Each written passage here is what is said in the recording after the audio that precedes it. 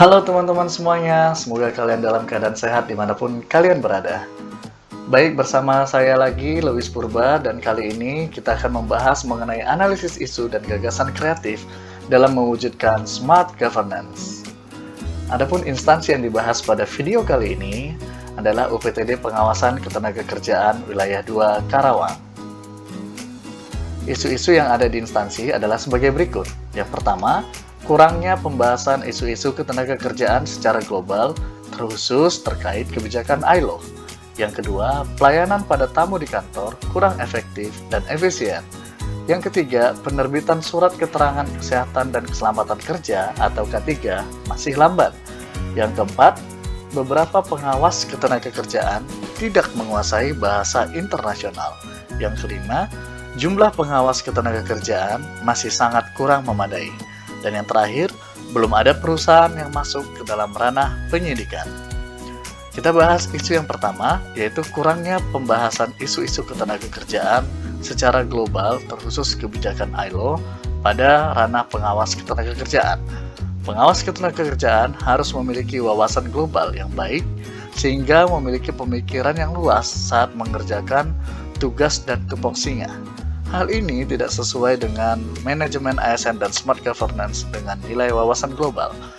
Dampaknya adalah pengawas ketenagakerjaan akan kesulitan menghadapi isu-isu kompleks yang memiliki tingkat kesulitan tinggi. Pihak yang terdampak dari hal ini adalah pengusaha, pekerja, dan pengawas ketenagakerjaan. Isu berikutnya yaitu pelayanan pada tamu di kantor kurang efektif dan efisien. Pelayanan dan pendataan terhadap tamu yang berkunjung ke UPTD untuk melakukan pembinaan, pengaduan, dan lain-lain masih dilakukan secara manual oleh petugas kantor, sehingga keberjalanannya kurang efektif dan efisien. Tamu yang berkunjung harus mengantri dan terkadang bingung mau ke kunjungan ke UPTD atau ke kantor pengawasan ketenagakerjaan. Hal ini tidak sesuai dengan smart governance dengan nilai hospitality dan penggunaan IT. Dampaknya, tamu yang berkunjung, baik pekerja dan pengusaha, tidak dilayani dengan baik, dan hal ini bisa memicu demonstrasi atau unjuk rasa yang lebih besar ke depannya.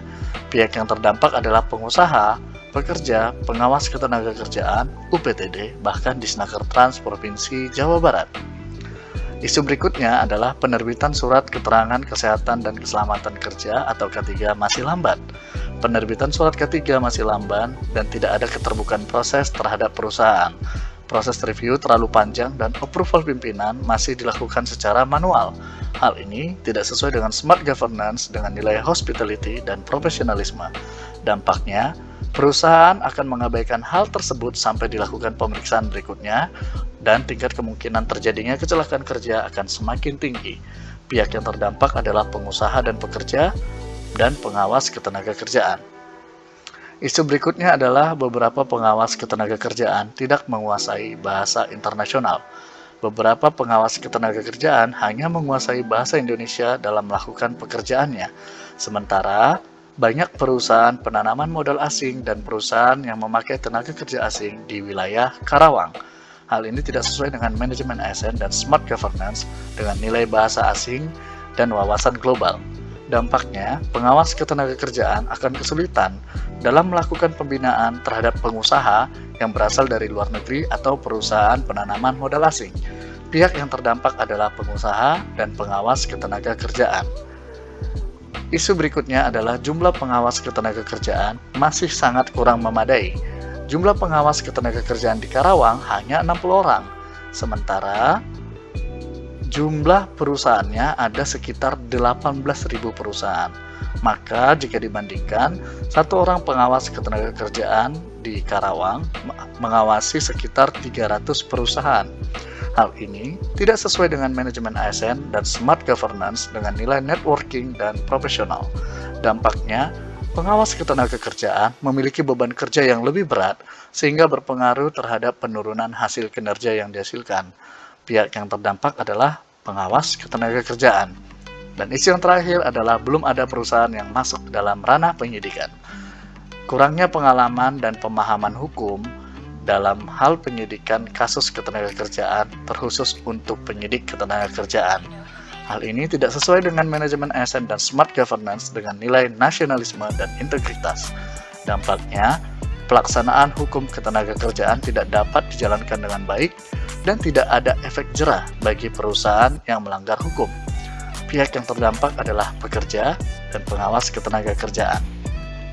Setelah menggunakan dengan teknik USG, maka dari 6 isu tersebut, nilai total yang terbanyak didapatkan pada isu nomor 2, yaitu pelayanan pada tamu yang kunjungan ke kantor kurang efektif dan efisien.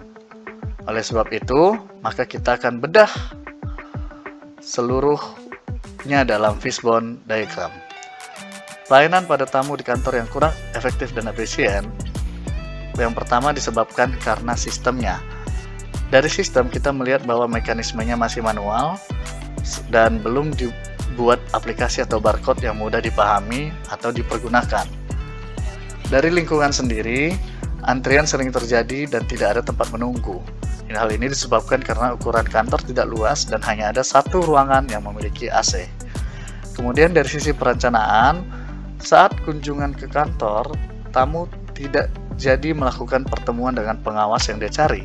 Hal ini terjadi karena pengawas sedang memiliki agenda lain. Dari sisi penyimpanan, hal ini disebabkan karena beberapa dokumen pencatatan pendaftaran masih memakai kertas. Hal ini terjadi karena belum adanya penyimpanan secara digital.